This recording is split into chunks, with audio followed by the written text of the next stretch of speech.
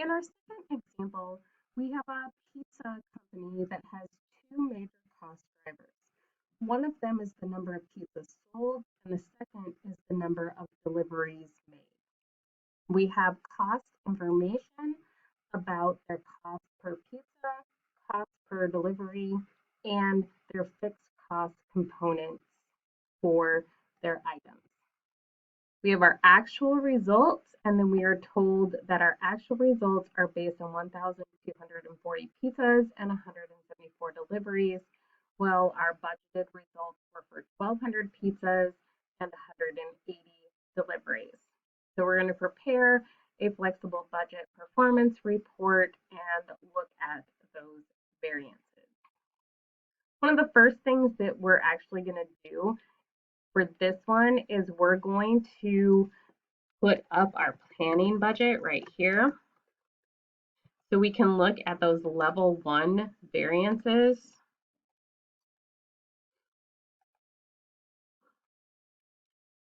So we have that our planning budget was for 1,200 pizzas at an average selling price of $13.50.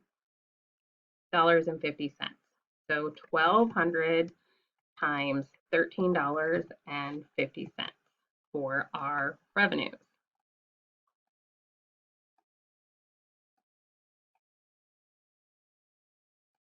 Pizza ingredients are a fully variable cost based on number of pizzas. So number of ingredients times 1,200. Don't put the comma in. Excel doesn't like it. Remember that fixed costs are just our fixed cost. This mixed cost of utilities is going to be the fixed cost plus 5 cents times the 1,200 pizzas. Deliveries are based on the number of deliveries. We budgeted for 180, so we'll take that $3.50 times 180 deliveries. Our delivery vehicle is mixed, the fixed component plus the variable component times the number of deliveries. Equipment depreciation and rent are both fixed costs, and our miscellaneous cost is mixed based on the number of pizzas. So we take the fixed component times added 15 cents times 1,200 pizzas for our budget. When we look then at our variances,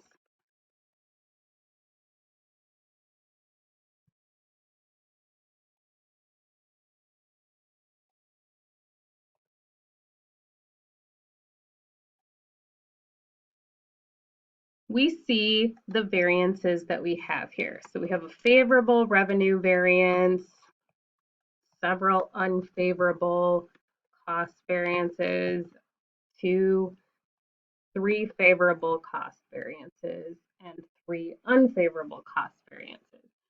This is called either the static budget variance or a level 1 variance. When we create our flexible budget, that gives us a level 2 variance. So our actual results, we had 1,240 pizzas and 174 deliveries. When we build our flexible budget, we're going to have 1,240 pizzas and 174 deliveries. And our planning budget was based on 1,200 pizzas and 180 deliveries. We're going to bring the information about our revenues and expenses from our table up here.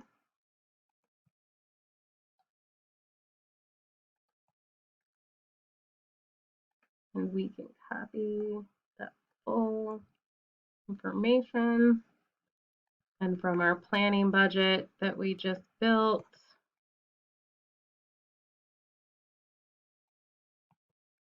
we bring that entire budget down.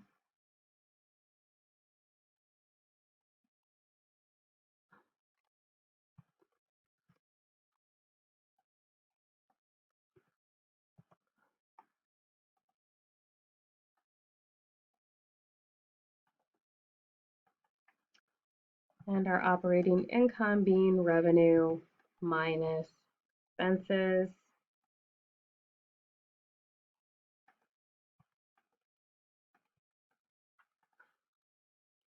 And now we can build our flexible budget.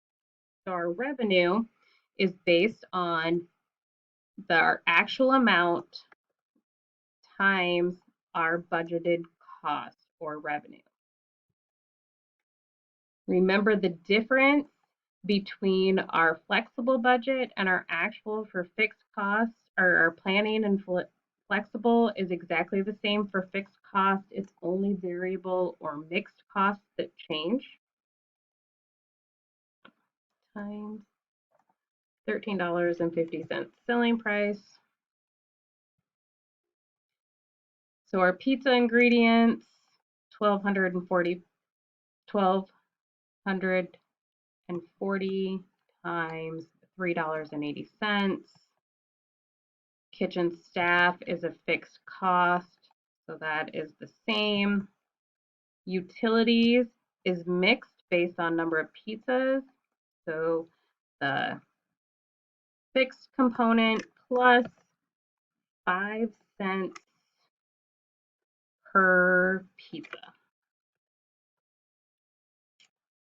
The delivery cost is variable based on number of deliveries, so $3.50 times 174 deliveries. Our vehicle is mixed, so the fixed cost plus $1.50 times the number of deliveries. The equipment depreciation and rent are fixed, so we'll just bring those down. And our miscellaneous, which is a mixed based on the number of pizzas. Now we can look at our variances.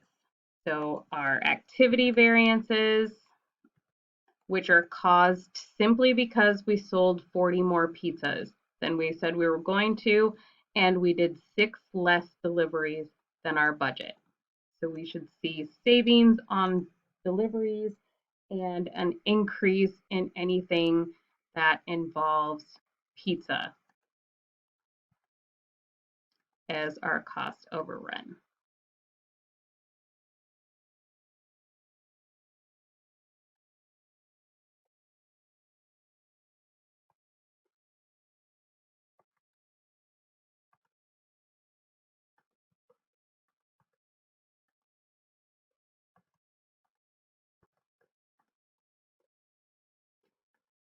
So these variances are caused specifically because we made 40 more pizzas than we budgeted. Now we're going to look at what were our actual spending and revenue variances. So our revenue difference is 680 favorable. This is higher than our activity variance. So what that means is that we had an average selling price of $13.50. That means we earned more than $13.50 per pizza. And our cost variances,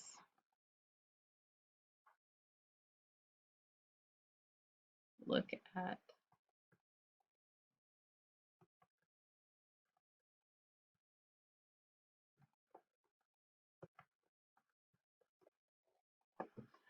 and now we would talk about which variances we would want to investigate. So we already know that we had some favorable variance because there were 6 less deliveries than we had actually budgeted for. But we have a fairly large delivery vehicle variance here, and that could be caused because we were more efficient with fuel than we planned, we took better routes, we took less time, or it could just be that our cost equation needs to be reevaluated. The main things that we want to look at here are our pizza ingredients and our utilities. So there are a lot of different reasons that we would have such a variance in pizza ingredients. One of those could be that we have standard measurements for how much of each ingredient goes on a pizza, and our employees haven't been following those standards. So we've been using more ingredients per pizza than we allowed for or measured for in our budget analysis. Another reason could be some kind of waste. Um, Something was left out, it wasn't refrigerated, we had to throw it away, it got spilled on the floor. There's a large variety of reasons that we could have had waste because of that. Another thing that could have caused this variance is that our ingredients cost more than we budgeted for. So it's just been an expensive month and groceries were more money. We might want to watch for trends. If we don't see that there was a waste or an efficiency issue, then we would look for trends and try to calculate if we need to adjust our equation. The same thing goes for utilities. We could have had waste. We could have had people leaving the lights on overnight. We could have a water leak. We could have people leaving water on overnight. Or we could just need to adjust our cost equation. And we would need to do more investigation to see what those are caused by.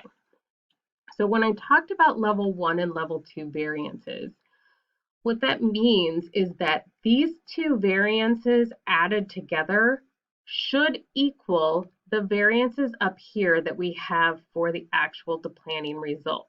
So we have a total revenue variance of $1,220. Some of that, $540 worth, is just because there was a difference in 40 pizzas. The rest of it comes from making more than our average selling price of $13.50 per pizza. In our last example, we're given our actual and planning budget and those level 1 variances. And we're asked to look at it from a manager's standpoint. So we have a manager who's been looking at these results for several months. And she is frustrated because she believes she has been doing a good job controlling costs, especially instructor wages. We see from our information here that she doesn't feel we should have an unfavorable information. So she's frustrated with this variance report because she only has planned to actual results, and we can see that the volume level was different on those results. It is difficult to compare results with different volume levels and try to get a clear picture of what is going on with costs. What part of those costs are being caused just by a difference in the activity, and which part are because of our inability to control costs for any other reason? The only way to really analyze that and answer those questions is by the addition of a flexible budget. This is why we even make flexible budgets. So we can pull down our actual and planning results from here.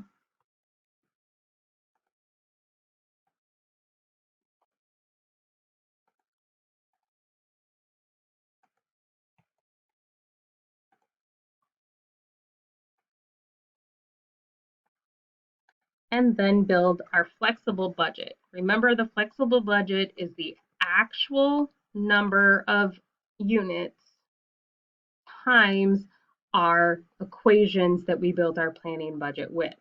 So our revenue is $220 per item. So we would take 155 times $220.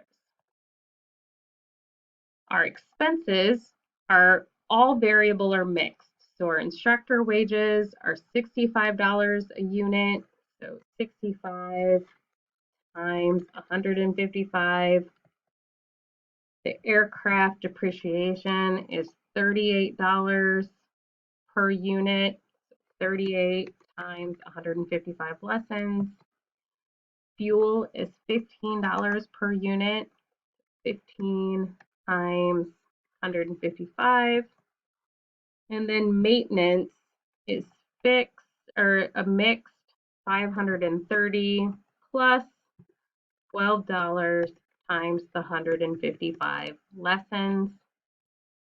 Ground facility expenses, we have our equation here. So we have 1,250 plus 12 times 155 lessons. And last, our administration, which is 3,240 plus 1 times 155. Add up our expenses, revenue minus expenses.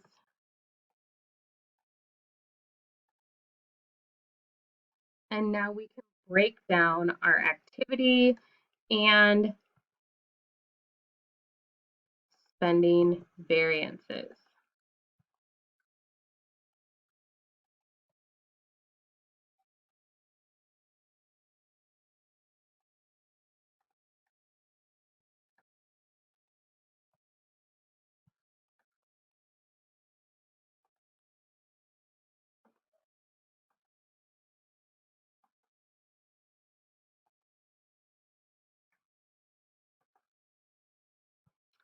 And our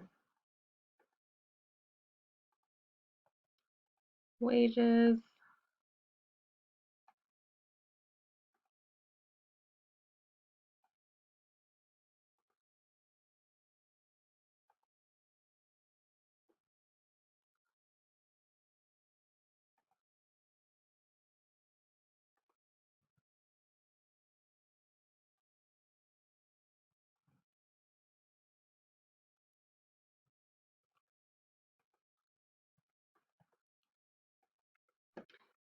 So what we see here is a wide variety of things. So we actually were doing a good job controlling those instructor wages when we look at our revenue and spending variances. What we haven't been doing a good job on is our fuel expenses. But we've been doing a fantastic job controlling our other expenses. So she isn't wrong to be frustrated with those results. We see that many of these are unfavorable because of the increase in activity. Our revenue, though, is less than we would have expected it to be. So overall, we didn't make as much money as we planned because we didn't get as much money for 155 lessons as we would have thought we were going to.